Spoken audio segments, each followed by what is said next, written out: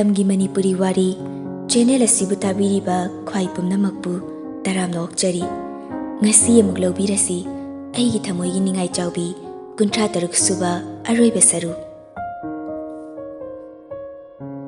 matamna sum hokibana chenglei mamit mamai pangbagi numitsu ngasi oirari chenglei operation theater da changlamdai leiriba aheloiraba makui bungo mabu pokpiribi mama mabo luang lembana chingbada khoirumduna borni jarami chengleida aheloiraba singadunasu mangol pirami chenglei aroiba oina mapurebagi makong sokna ngamboi ngamdabai khoirumduna haidai kamcha ai changlukige chingsang chenglei bu hogat piduna nungsina makokta nan thabirak hairai asuyanga mamate yaudaba oyuko angang macha nangna tekta kaidana tholakpado kamcha na ngairamge aisu asuyanga mamate yaudana ichaga loinana tholake pakat kanu wakhal nungaiba ngata khaluko kamcha ai changlukige chingsang chenglei gi laibakta nungsina chupirami chenglei su operation theater da pusinkre imungi mi makhaisu chenglei gi pau tagadabagi mapala duda loina ngainari ibe chasu machabu asuyangam yaudanaba isormabu khurum jaraga maya marak aduda amuk laktuna leiri sunandaga luhenbagadi lakte mayumda lehowi mayamgi chak ising langnaba yuhenbaga anjali gasu hospital da laktuna operation theater room da hobe changlei anjali hek changlakpaga ibe chadon sinduna hairei bokma ita chadu kamai torge anjalina ibe chada bokma kauribasi ataigi nati chenglei ga tinari ngai ima haina korambani adubu magi kakana mama nabi do lorakpadagi ibe chada bubok thokpana bokma kauribani ibe chasu tapna khumlei ngehak leirabadi operation loiraklani as aidi amna pakhali kai story da chingsang yuhen badawan sinduna hairei yuhen ba nangsu yaurei yuhen basu nang fit tauraga hoi kamcha khoi amasina chalusena namdana purai oirangani yuhen basu nokdaga duma khumlei kamcha aina su chatningbaga mapa chanabani chingsang su nok fit tauraga oh aduidi ngehak ngai batarine hoi kamcha ngehaki matungda operation loiraduna doctor adu tholakle madu bada chingsang phat changsinduna hangi doctor patient gi fibam dugu doctor adu nok fit tauraga haire congratulations chingsang anba adom icha nupa ama phangli mama su kaisu asoyangam yaudre wahai adu tabada chingsang harauna hairaklami thank you doctor doctor adusu nokfe toksilamduna chatkri paw adu tabada imungi mi mayamadu haraubana lori kanan kumar su khudakta macha nupa halda phone toraga paw adu tamkre somda luhen basu harauna paw adu sunanda da tamlami paw adu tabada sunanda harauna haire is anthokna nungai jareda nangna na chanu pa yaudi haina nungai tabado hojikti pharani ne pharani nurse ama tholaktuna angang adu ibe chada sinarei mayam adu chayom sana changsinaраktuna angang adu yenglami luwang lembadi angang adu ubada masa pumba tu chungki ba khangaudi luwang lemba mit irachena tapna machinda solei oh aigi ja sana amuk halakledana aigi jana taibungda khungdarakpada oikiba saktamaduga karisu khetnaba leite isu asiga masi haiduna aheloiraba luang lemba mapi sintharei anjali ibe chadagi angang adu lauraga pamduna mapi tana hairaklami chichegi bungo nangdi chichena sir haina kauge ko chingsangna amu anjali dagi macha nupa adubu lauduna pamlami pok tangairiba angang adu mapana pambada nofit taurei tasingna Kari maramgi noklibano haibadi kananasu khangludi. Jingsang machanupa adubu nungsina maraibakta chupiraga hairei. Babana ichagi mingdi Suyen Sana haina tholabaniko. Matam khara haujinkre ipan thaba chaumba loina loikre. Angang oiriba Suyen Sanagi mataw aduda mayamgi awa nungai pothafam oirari. Numidangni Jingsanga chinglaigagi mayaida macha sana adu ningaidana tumli. Jingsangna khoigi cha sana se laikhidraba aigi marup Suyen Sanaga karisu khetnadeko. Babana sargi angang oiringegi photo puraktuna yenganbado aduda ai isa pumba tu chungkibani. Jingsang tapna chenglegi makut adu lamduna pairei. Kamcha sar hogalakani ye. Jingsang nokmi tauraga. Nate nang nei jasida sar dum kauri se kaigino ba. Chengleisu tapna khumlai. Madi aigi chawi zarabasu sargi thawaina amuk aikhoigi rakta tilakpani. Aduna sar kauriba. Haujikti icha leibadagi ningai ge tawkidrene aigi ningai chawbi se. Taning de cho sar tumba yaruye tumina leiro kamcha. Jingsang tik noi. Yuhenba wakhalda matomta khali. Ngasidi nupi phage hojik nungsina udrasu luhongna matungna nungsinage. Chenglaigi machadusu chahi ani sudore. Sum khalambadagi machinda khangai hairei. Hera kauthoklaga phage de. Masi haiduna mapi maroladu sacha thongduna Anjali gi lekai tamna lai.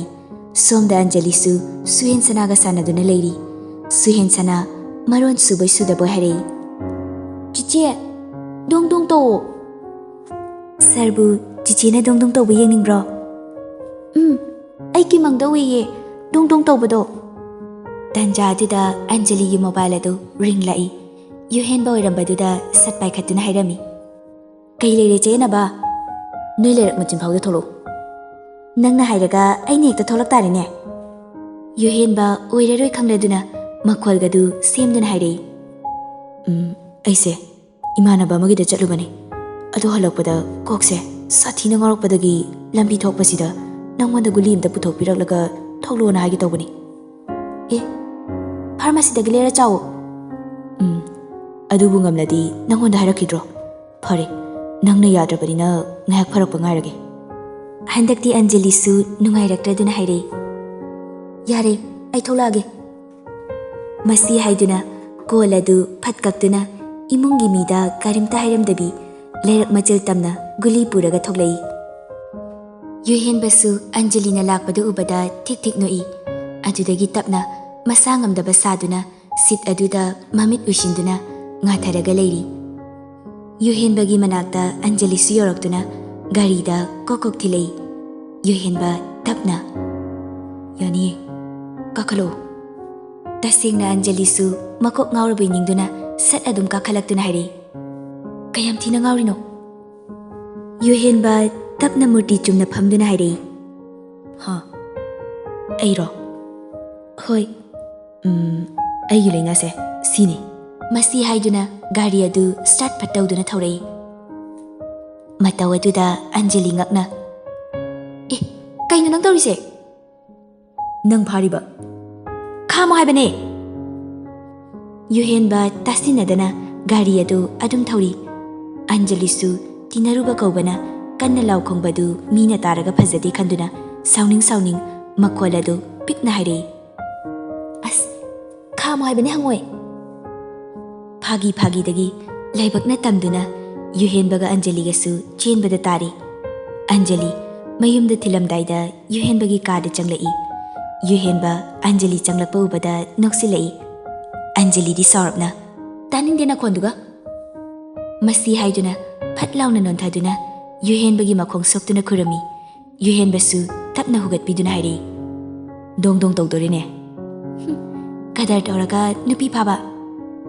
Yuhen ba noi pocketagi wallet to lokthoklaga paisa khara pirei. Anjalina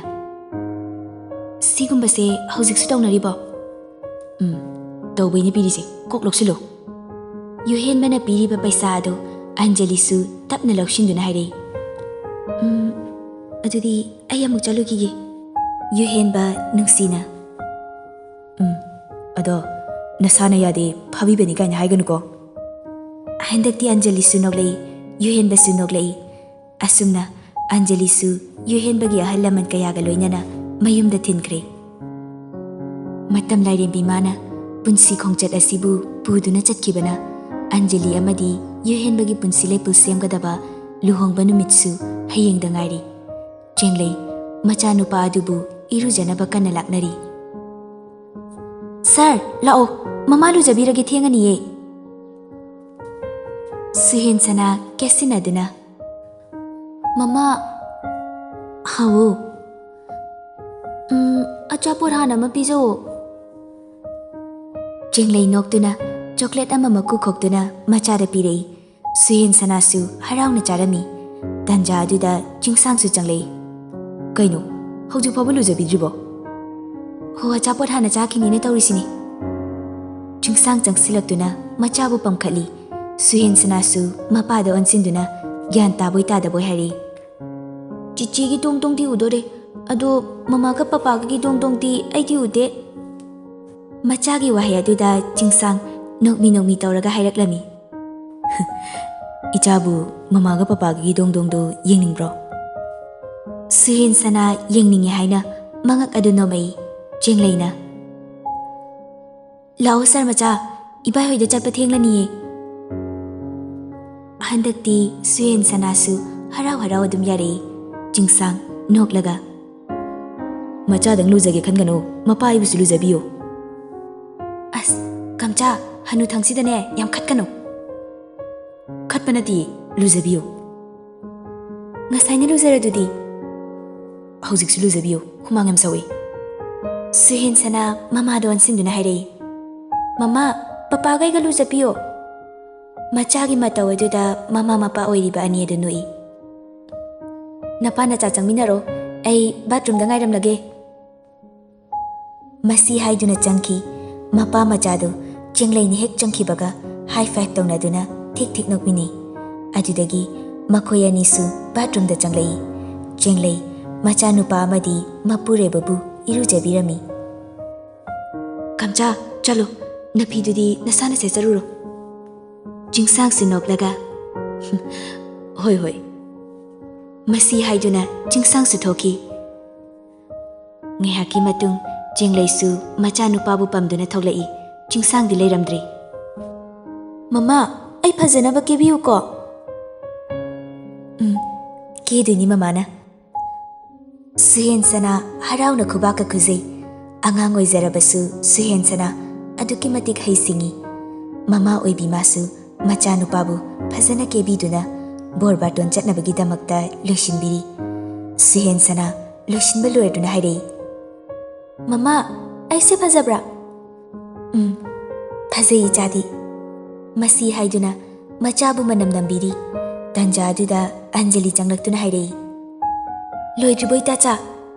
ꯂꯣꯏꯔꯦ ꯂꯣꯏꯔꯦ꯫ ꯁꯨꯍꯦꯟꯁꯅꯥꯗ ꯌꯦꯡꯂꯒ ꯑꯟꯖꯂꯤꯅ ꯍꯥꯏꯔꯛꯏ, ꯋꯥꯎ, ꯁꯔꯁꯦ ꯌꯥꯝ ꯐꯖꯩꯌꯦ꯫ ꯀꯩꯒꯤꯅꯣ ꯃꯃꯥꯒ ꯆꯤꯆꯦꯒꯅ ꯑꯩꯉꯣꯟꯗ sir ꯀꯧꯔꯤꯁꯦ? ꯁꯨꯍꯦꯟꯁꯅꯥꯅ ꯍꯪꯂꯤꯕꯗꯣ ꯑꯟꯖꯂꯤꯅ ꯍꯥꯏꯔꯛꯏ, ꯅꯪꯕꯨ ꯍꯌꯦꯡꯋꯥꯏ ꯊꯕꯛ ꯑꯆꯧꯕ ꯇꯧꯅꯤꯡꯗ꯭ꯔꯣ? ꯑꯩꯗꯤ ꯍꯌꯦꯡꯋꯥꯏ ꯑꯉꯥꯡ ꯂꯥꯏꯔꯤꯛ ꯇꯥꯛꯇꯣꯏꯅꯤ꯫ ꯆꯦꯡꯂꯩꯅ ꯑꯃꯨꯛ, ꯇꯥꯍꯟꯗꯣꯏꯅꯤ ꯇꯥꯍꯟꯗꯣꯏꯅꯤ, ꯑꯗꯣ ꯂꯥꯛꯑꯣ, ꯃꯄꯥꯟꯗꯅꯦ ꯃꯌꯥꯝꯅ ꯉꯥꯏꯅ ꯂꯩꯔꯝꯃꯅꯤ꯫ ꯃꯁꯤ ꯍꯥꯏꯗꯨꯅ ꯃꯆꯥꯕꯨ ꯄꯝꯈꯠꯇꯨꯅ ꯊꯣꯛꯂꯛꯏ꯫ ꯃꯄꯥꯟꯗ ꯏꯃꯨꯡꯒꯤ ꯃꯤꯑꯣꯏꯁꯤꯡ ꯑꯗꯨ ꯂꯣꯏꯅ ꯂꯩꯔꯝꯃꯤ꯫ ꯂꯨꯋꯥꯡꯂꯦꯝꯕ ꯁꯨꯍꯦꯟꯁꯅꯥ ꯊꯣꯛꯂꯛꯄ ꯎꯕꯗ ꯃꯄꯤ ꯏꯔꯥꯆꯦꯅ ꯍꯥꯏꯔꯛꯏ, ꯏꯁꯨꯗꯤ ꯐꯩꯖꯣꯝ ꯄꯨꯝꯌꯥꯠꯀ ꯁꯦꯠꯄꯁꯤꯗꯤ ꯑꯣꯟꯊꯣꯛꯅ ꯐꯖꯔꯦꯗ꯫ ꯁꯨꯍꯦꯟꯁꯅꯥ ꯌꯥꯝ ꯍꯩꯁꯤꯡꯅ ꯄꯥꯎꯈꯨꯝ ꯄꯤꯔꯛꯏ, ꯃꯁꯥꯀꯤꯅꯤ ꯄꯨꯄꯨ꯫ ꯃꯌꯥꯝ ꯑꯗꯨ ꯑꯉꯥꯡ ꯑꯣꯏꯔꯤꯕ ꯁꯨꯍꯦꯟꯁꯅꯥꯒꯤ ꯃꯇꯧ ꯑꯗꯨꯗ ꯄꯨꯂꯞ ꯅꯣꯛꯏ꯫ ꯌꯨꯍꯦꯟꯕꯒꯤ ꯃꯌꯨꯝꯗꯅꯤ꯫ ꯁꯨꯍꯦꯟꯁꯅꯥꯅ ꯇꯧꯔꯛꯂꯤꯕ ꯕꯣꯔ ꯕꯥꯔꯇꯣꯟ ꯑꯗꯨ ꯌꯨꯍꯦꯟꯕ ꯍꯔꯥꯎꯅ ꯃꯥꯏꯊꯣꯡ ꯃꯀꯥ ꯂꯥꯝꯅ ꯂꯧꯔꯝꯃꯤ꯫ ꯑꯗꯨꯒ ꯁꯨꯍꯦꯟꯁꯅꯥꯒꯤ ꯉꯛꯁꯝꯗ ꯁꯅꯥꯒꯤ ꯂꯤꯛ ꯑꯃ ꯁꯤꯕꯤꯔꯛꯏ꯫ ꯁꯨꯍꯦꯟꯁꯅꯥ ꯈꯪꯍꯥꯏ ꯍꯥꯏꯔꯛꯏ, ꯏꯕꯥꯏ, ꯑꯩꯗꯤ ꯂꯤꯛ ꯄꯤꯌꯣ ꯍꯥꯏꯕ ꯅꯠꯇꯤꯌꯦ, ꯁꯥꯟꯅꯄꯣꯠ ꯑꯣꯏꯅ ꯄꯤꯌꯣ ꯍꯥꯏꯈꯤꯕ ꯅꯠꯇ꯭ꯔꯥ? Yuhenba noknaga hairei. Sanapochu pidoine, leksisu pidoiba. Adugase, sinane, achapot chanaba. Masi haiduna, lisingani chapi amaga pirei. Suhen sana ningai taurei. Ay adu pamde, JCB ga robot ka pame. Suhen sanagi matawadu nungsibana sulori. Leisabi macha amana Suhen sana na hariba sanapot ani adu puthoraktuna pirai. Suhen sana su harauna taplosili. Mayamadu noi angang dugi matawaduda. Suhen sana ga lakminariba ahaladusu noktuna hairi. He, onthok na mangau thikrabani issue ase. Yuhen bana amu. Nang napamjabado pirabanina se, paisa sisulok. Suhen sana su haibagumna makok adu nomlaga paisa adu lausili. Aduga ahal lamangi mawangda hairaklami. Ibai, ichi da pubiga nuko, luna taupiyo. Aikoi papana mamada nuksibi taubudu maina taupiyo ko. Yuhen bana noklaga. Taubidoine. Uchinna china haraukte yambaga loinana Anjali amadi Yuhen bagi lohong basulosin kre. Malcolm, Pinky ga phone ta isaw lang nari. Pinky na. Kaigino, nang naluhong basibu asugam pamisibo. Nate, nang bunamay di kaidro. Aikoi mayam tinarakpada ibani khakta ngai hawre luhong drise. Adu kokhong galoi kaino. Phagi nate, aina haise. Mi machana aikoi ani gi chadagi loi halani. Pinky sunok laga. Hanje sanu kedorage. Mi ustrido ijat mangalurana. Kibu kireda. Adune, baptazo. Aikoi imaga babaga tharage. Pinky tapna khumlei. Hoi, tharo. Malcolm hojikta da noglei. Pinky amadi Malcolm su ahal masena haina singnaduna thamli. Sanglaba punsi khongchat asida awa nungai kaya loinaduna chatlibani. Awa pumba loikiduna hojikti harau nungai ba kayana mahut silari. Suhen sanana daibangda khongdarakpa chahi mari mapung phaba numitni. Laikidraba Suhen sanagi mayumda jingsanganba amadi jingleigi macha ko khanlahen oiriba Suhen sanagi mapok numitki thoramadu khangna chanaba marup mapang mari mata kaya kauduna pangthoklami. Mapa macha ani adu black coat, black pen, white shirt, black shoe, black tie, khudang gari chak manana setliba phizoldagi hauraga samhat phauba manana hatli. Mama oiribi chenglaisu maitei aikhoigi phazaraba phige phanek amadi rani phi. Laibakta malem laisa yetki napada takhelei nachom tasengna yengbada ing launa phazai. Mayamsu mathang laknaduna makhoina purakpa khudol pot adu Suhen sanada pirami. Yaizitna. Happy birthday, macha sana. Masi haiduna purakliba khudol pot adu pirei. Suhen sanasu harauna lauduna hairei. Thank you mamo, nupi thiba khangdaba. Haima, adudi kanana hayo haige. Mi aina haipane, kanamta naishin manatte. Tanja aduda chingsang changsilaktuna hairei. Icha sanadi sidale ramidana. Oi papa. Yaizitna amu. Ibo, nangi na chani haibada nopti he masi. Chingsang ngaklapna hanglei. Kaidorage. Oh, ibu mamu nupi thiba khangdaba kaina hayami. Chingsang sunok Adu chumdro. Sia, nang ning sili oiramni ne. Chingsang makok haiduna. Nate, aikoi insinjade. Tanja aduda Anjali su changsilaktuna hairei. Kamcha, sarsi puro ke kakna batorase. Hoi. Mayamsu masa gi famfamda phamnakre. Mama mapa oiriba anigi mayaida Suhen sanana leptuna daibang mapumabu khurumjaduna cake adu mama mapa ga punna kaklami. Lakliba mayam adusu isai saknarei. Cake adu kaktuna ahal oiraba Kanan Kumar, Luwang Lemba, Hemabati, Ibecha, Luhenba amadi Sunanda makhoi singda hana ilami. Adugi matung mama mapa anida amuk ilami. Suhen sana mapa da hari. Pa, yam chikino, aigi khao. Chingsang noglai, machagi cake adu lauraga ꯃꯥꯅ ꯑꯃꯨꯛ ꯃꯆꯥ ꯁꯅꯥ ꯑꯗꯨꯗ ꯏꯟꯕꯤꯔꯛꯏ꯫ ꯁꯨꯍꯦꯟ ꯁꯅꯥꯁꯨ ꯍꯔꯥꯎꯅ ꯆꯥꯔꯝꯃꯤ꯫ ꯑꯗꯨꯗꯒꯤ ꯃꯃꯥꯗ ꯑꯃꯨꯛ ꯏꯜꯂꯝꯃꯤ꯫ ꯆꯦꯡꯂꯩꯅꯁꯨ ꯃꯆꯥꯗ ꯅꯨꯡꯁꯤꯅ ꯑꯃꯨꯛ ꯏꯜꯂꯝꯃꯤ꯫ ꯆꯦꯡꯂꯩ ꯀꯦꯛ ꯄꯤꯁ ꯑꯃ ꯀꯛꯂꯒ ꯄ꯭ꯂꯦꯠꯇ ꯍꯥꯞꯂꯝꯃꯤ꯫ ꯑꯗꯨꯒ ꯃꯆꯥꯗ ꯄꯤꯗꯨꯅ ꯍꯥꯏꯔꯛꯏ, ꯃꯆꯥ ꯁꯅꯥ, ꯃꯁꯤꯅ ꯀꯅꯥꯗ ꯏꯜꯂꯣ ꯍꯥꯏꯕꯅꯣ ꯃꯃꯥꯅ? ꯁꯨꯍꯦꯟ ꯁꯅꯥ ꯇꯞꯅ ꯀꯦꯛ ꯍꯥꯞꯄ ꯄ꯭ꯂꯦꯠ ꯑꯗꯨꯕꯨ ꯃꯃꯥꯒꯤ ꯃꯈꯨꯠꯇꯒꯤ ꯂꯧꯗꯨꯅ ꯍꯥꯏꯔꯛꯏ, ꯀꯀꯥꯗ꯫ ꯃꯁꯤ ꯍꯥꯏꯗꯨꯅ ꯁꯨꯍꯦꯟ ꯁꯅꯥ ꯃꯄꯥꯟꯔꯣꯝꯗ ꯆꯦꯟꯊꯣꯛꯈꯤ꯫ ꯂꯩꯔꯤꯕ ꯃꯌꯥꯝ ꯑꯗꯨꯁꯨ ꯑꯉꯥꯡ ꯑꯣꯏꯔꯤꯕ ꯁꯨꯍꯦꯟ ꯁꯅꯥꯒꯤ ꯃꯇꯨꯡ ꯏꯟꯅꯔꯛꯏ꯫ ꯃꯈꯣꯏꯅ ꯌꯧꯁꯤꯜꯂꯛꯄꯗ ꯁꯨꯍꯦꯟ ꯁꯅꯥ ꯀꯦꯛ ꯑꯗꯨ ꯃꯈꯨꯠꯇꯨꯅ ꯄꯥꯏꯗꯨꯅ ꯃꯆꯤꯟꯗ ꯋꯥꯍꯩ ꯈꯔ ꯍꯥꯏꯗꯨꯅ ꯂꯩꯔꯝꯃꯤ꯫ ꯉꯁꯤꯁꯦ ꯀꯀꯥ ꯑꯩꯒꯤ ꯕꯔꯊꯗꯦꯅꯦ, ꯑꯗꯨꯅꯀꯣ ꯃꯌꯥꯝ ꯂꯥꯛꯑꯒ ꯑꯩꯉꯣꯟꯗ ꯒꯤꯐꯠꯀ ꯄꯤꯌꯦ꯫ ꯑꯗꯨꯒ ꯑꯩꯅꯁꯨꯅꯦ ꯃꯈꯣꯏꯗ ꯀꯦꯛꯀ ꯏꯜꯂꯦꯕ, ꯑꯗꯨꯅ ꯀꯀꯥꯗꯁꯨ ꯏꯟꯒꯦꯀꯣ꯫ ꯃꯁꯤ ꯍꯥꯏꯗꯨꯅ ꯀꯦꯛ ꯍꯥꯞꯄ ꯄ꯭ꯂꯦꯠ ꯑꯗꯨ ꯂꯩꯃꯥꯏꯗ ꯐꯖꯅ ꯊꯝꯂꯝꯃꯤ꯫ ꯃꯍꯥꯛꯅ ꯂꯩꯔꯤꯕ ꯃꯐꯝ ꯑꯗꯨ ꯀꯗꯥꯏꯗꯁꯨ ꯅꯠꯇꯦ, ꯂꯩꯈꯤꯗ꯭ꯔꯕ ꯁꯨꯍꯦꯟ ꯁꯅꯥꯒꯤꯗꯃꯛꯇ ꯁꯥꯔꯤꯕ ꯐꯨꯔꯥ ꯑꯗꯨꯗꯅꯤ꯫ ꯃꯌꯥꯝ ꯑꯗꯨ ꯑꯉꯥꯡ ꯑꯣꯏꯔꯤꯕ ꯃꯥꯒꯤ ꯃꯇꯧ ꯑꯗꯨ ꯎꯔꯒ ꯃꯃꯤꯠꯇꯒꯤ ꯃꯄꯤ ꯂꯣꯏꯅ ꯁꯤꯟꯊꯅꯔꯤ꯫ ꯆꯤꯡꯁꯥꯉꯥꯟꯕ ꯑꯃꯗꯤ ꯆꯦꯡꯂꯩꯁꯨ ꯆꯪꯁꯤꯜꯂꯛꯇꯨꯅ ꯂꯩꯃꯥꯏꯗ ꯈꯨ ꯀꯨꯟꯗꯨꯅ ꯐꯝꯂꯒ ꯂꯩꯔꯤꯕ ꯃꯆꯥ ꯑꯗꯨꯕꯨ ꯇꯞꯅ ꯍꯨꯒꯠꯄꯤ꯫ ꯆꯤꯡꯁꯥꯡ ꯃꯃꯤꯠ ꯏꯔꯥꯆꯦꯅ ꯐꯨꯔꯥ ꯑꯗꯨꯗ ꯌꯦꯡꯂꯒ ꯍꯥꯏꯔꯛꯂꯝꯃꯤ, ꯉꯁꯤꯁꯦ ꯅꯪꯅ ꯑꯩꯈꯣꯏꯒꯤ ꯃꯔꯛꯇ ꯑꯃꯨꯛ ꯇꯤꯟꯗꯨꯅ ꯂꯩꯔꯛꯄ ꯉꯁꯤꯒ ꯊꯥꯅ ꯆꯍꯤ 4 ꯃꯄꯨꯡ ꯐꯥꯕꯒꯤ ꯊꯧꯔꯝ ꯄꯥꯡꯊꯣꯛꯂꯤꯌꯦ꯫ ꯋꯥꯍꯩ ꯑꯁꯤ ꯍꯥꯏꯗꯨꯅ ꯆꯤꯡꯁꯥꯡ ꯃꯤꯠꯂꯨꯗꯒꯤ ꯄꯤꯔꯥꯡ ꯁꯤꯟꯊꯔꯛꯏ꯫ ꯆꯦꯡꯂꯩꯁꯨ ꯃꯄꯤ ꯇꯥꯅ ꯍꯥꯏꯔꯛꯂꯝꯃꯤ,